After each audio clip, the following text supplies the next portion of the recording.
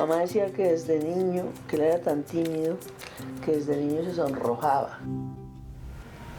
Pues yo no sé cuándo Luis se volvió marica. No, nunca me sospeché ni siquiera, ni él nunca me habló de eso. Tiene una lógica y mucho más en una época como la que le tocó a Luis, haber sido una persona que primero estuvo casado con una mujer, descubrirse a sí mismo con un gusto por los hombres. Pero uno no sabía nada de la vida de él fuera de lo de la casa. Él siempre ha hecho, yo me voy a morir de sida. No, la verdad yo no estaba muy interesado en lo que él hacía en esa época, ni él en lo que hacía yo. Fuimos amigos después, pero en esa época éramos bastante enemigos. Y ellos dos peleaban constantemente, se odiaban, se odiaban. Porque al principio yo era mejor que Luis, pero yo dibujaba mejor. Yo creo que eso fue lo que lo volvió a él bueno, tratar de hacerlo mejor que yo, que era el menor, y entonces era muy humillante para él.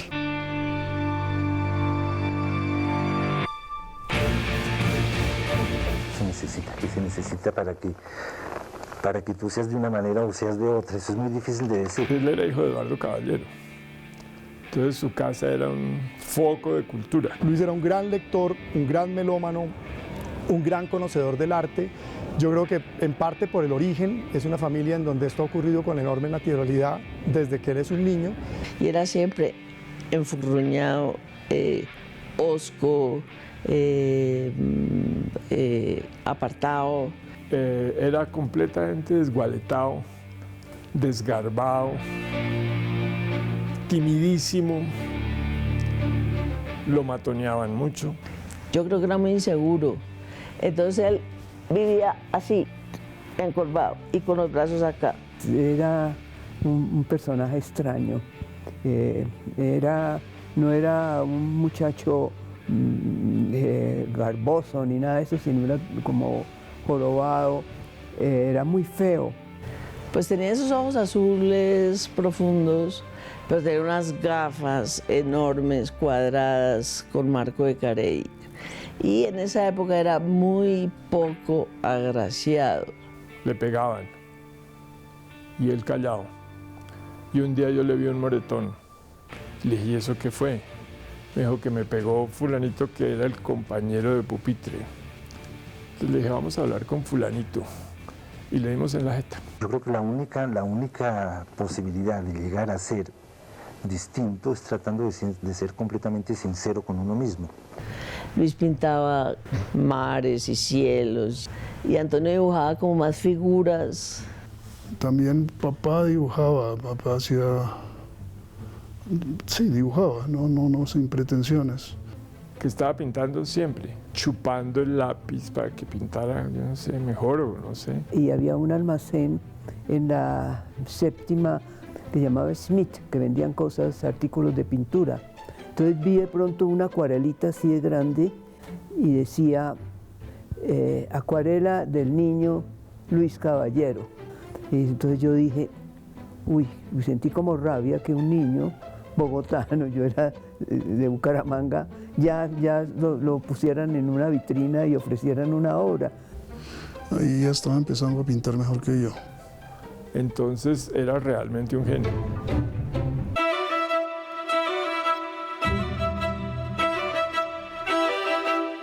No, nosotros no éramos muy católicos. Mamá era católica, papá no lo era en absoluto. Yo creo que él era bastante religioso, aunque no lo manifestaba, ¿no? Yo no creo que él fuera católico, pero tampoco creo que fuera no católico. En parte, pues todo ese atractivo de Luis por los cuerpos desnudos, pues viene de las crucifixiones, yo creo. Él habla de una iconografía que lo afecta desde su infancia con las imágenes de los santos que tienen que ver con el desnudo, que tienen que ver con gestos de violencia, con sangre. Entonces le gustaba mucho las esculturas que había en las iglesias. Pero era mucho más un atractivo estético que un atractivo espiritual. Pues es muy difícil para mí decirle que no es Luis Caballero. Lo que cuenta en un pintor son dos cuadros y no su vida personal. Yo soy simplemente un pintor. La facultad, no era una facultad, era una escuela de bellas artes, estaba llena de mujeres, éramos como 90 mujeres. Y de pronto aparece un hombre, que era Luis. Y yo que estudiaba ingeniería.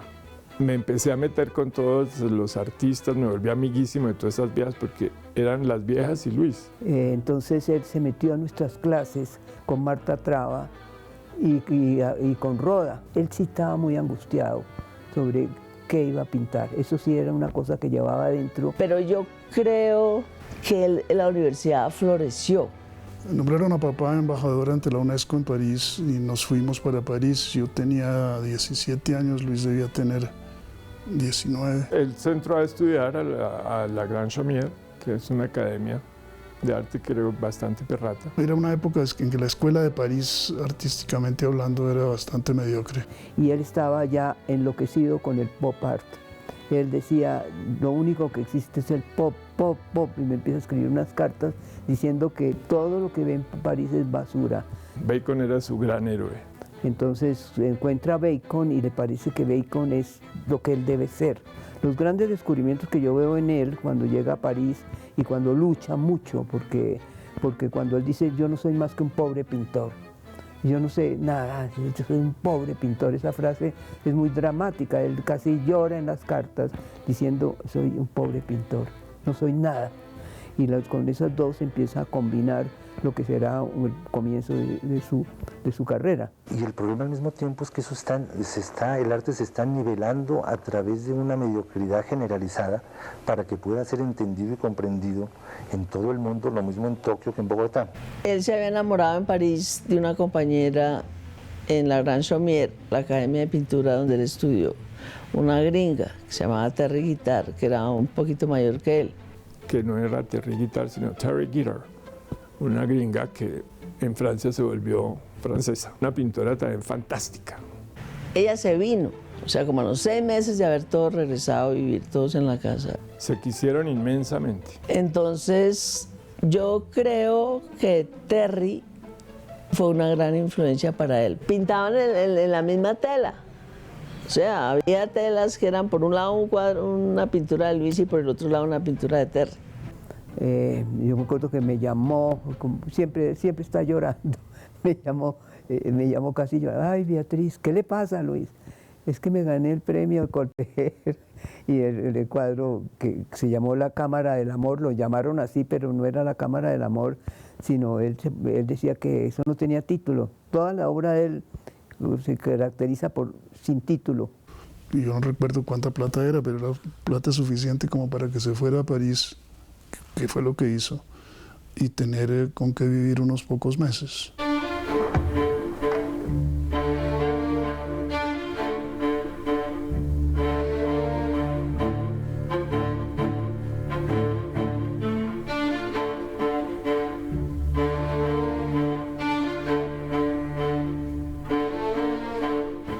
Y parece que ellos empezaron a tener como una especie de matrimonio abierto, porque Terry también era muy especial. Y yo veía que tenía unos conflictos y pensaba esto cómo es. Pero pensé, pues sí, es su vida, él está explorando su vida. Y fue extraordinario ese matrimonio, maravilloso. Y tengo una imagen inventada por mí en que Terry me contaba que era ella viendo por la ventana del taller de Luis, llena de gente, como en fiestas, todos hombres, todos muchachos. Y que de ahí ella empezó a entender que Luis la estaba dejando y que se estaba desviando sexualmente.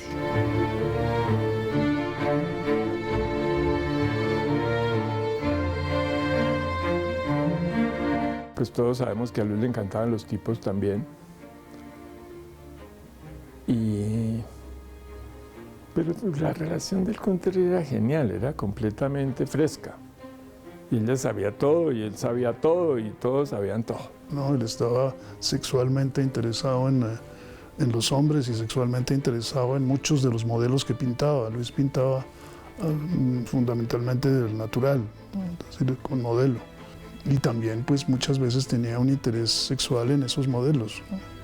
una vez mamá, o sea, pues muchísimos años antes, como en esta época yo creo de esta apertura de ellos, que un día mamá había recibido una carta de Luis diciéndole que él era homosexual y que mamá empezó a llorar como una loca y se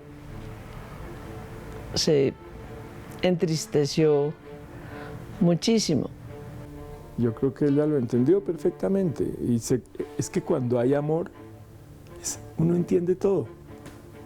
Él además se ha transformado mucho físicamente, del jovencito de anteojitos y quijada larga y feo que era, se transforma, le aparecen unos ojos muy lindos y tiene el pelo, una cabellera negra muy blonda y es un personaje muy bello. Pues la sociedad colombiana era entonces y sigue siendo ahora una sociedad muy homofóbica. Y yo creo que lo que a él lo angustiaba era descubrir su propio ser. Cuando él descubre su ser, se vuelve bonito.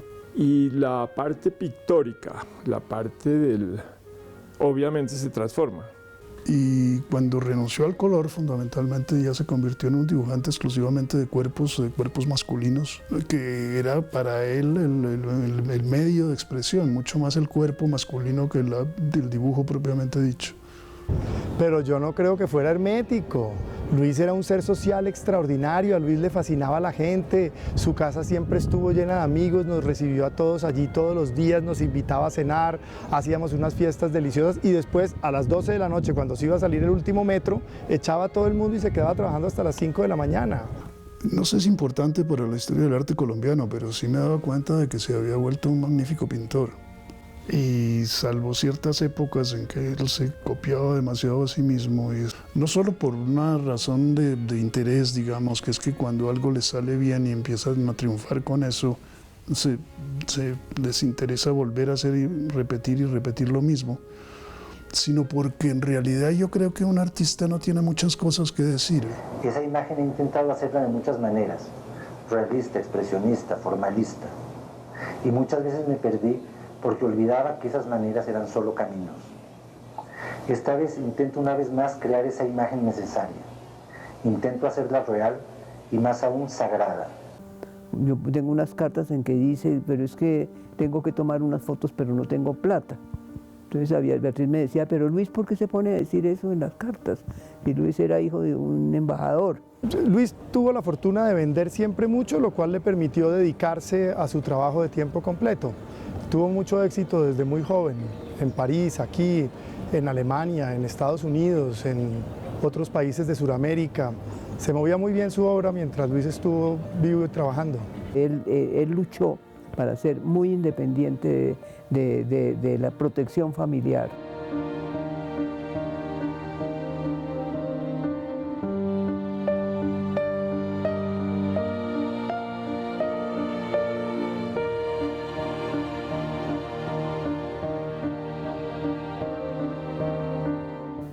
No me escribió por mucho tiempo y después me llegó una carta y me dice, usted sabe que yo estoy enfermo.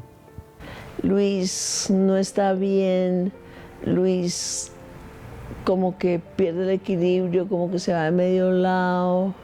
¿Qué será que me voy para el lado izquierdo y me caigo? Pero no se sabía qué era lo que tenía. Y me llamó y me dijo, es que no me va a venir a ver. Entonces era que se había venido acá ya para morirse acá. Y un día me llamó y me dijo, tengo SIDA.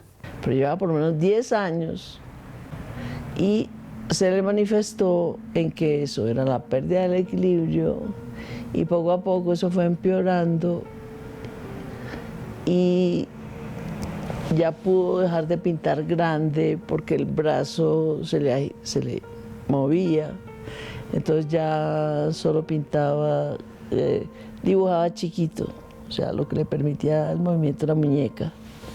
Y después, cuando estaba ya en las últimas, es extraordinario, cuando empiezan a desmoronarse las figuras. Ya no son con esa especie de contundencia, sino que son frágiles y como si fueran de hollín, se desmoronan, pero tienen una fuerza verdaderamente impresionante. Y pienso que el mejor momento es el último momento, cuando logra, digamos, deshacerse de todas esas ataduras que han sido como vasos comunicantes muy importantes para su trabajo, y hay una enorme libertad.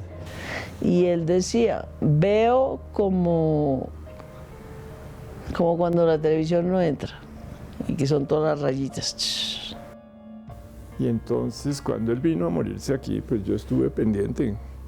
El día, la víspera de su muerte, yo creo que es la primera vez en la vida que me sonrió y yo pensé, se va a morir.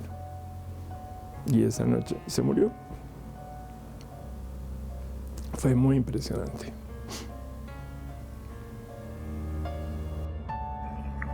Pero a mí lo que me emociona es un cuerpo humano, entonces yo pinto cuerpos humanos. Por supuesto que toda la obra de Luis es profundamente autobiográfica, y si uno lo mira desde el principio hasta el final, recorre también esa sexualidad suya. Ahí está, eso es él. Luis lo habla de una manera tal que hace que el espectador empiece a preguntarse sobre sí misma o sobre sí mismo. Evidentemente que hacemos parte de una sociedad en que hay una presión muy fuerte para un ejercicio en función de la heterosexualidad que está visto dentro de un canon normal, y los homosexuales o las homosexuales pues son los bichos raros de la sociedad. Y él tiene una cosa que me parece muy importante en el país, y es que abrió las puertas a la posibilidad de expresarse como uno quiere, como se le da la gana, y a decir de frente en Cundiboyacá, donde todo el mundo es hipócrita, de frente las cosas. Lo que se debe juzgar en el caso de un pintor es la obra ya hecha, y no cómo fue hecha ni por qué motivos fue hecha.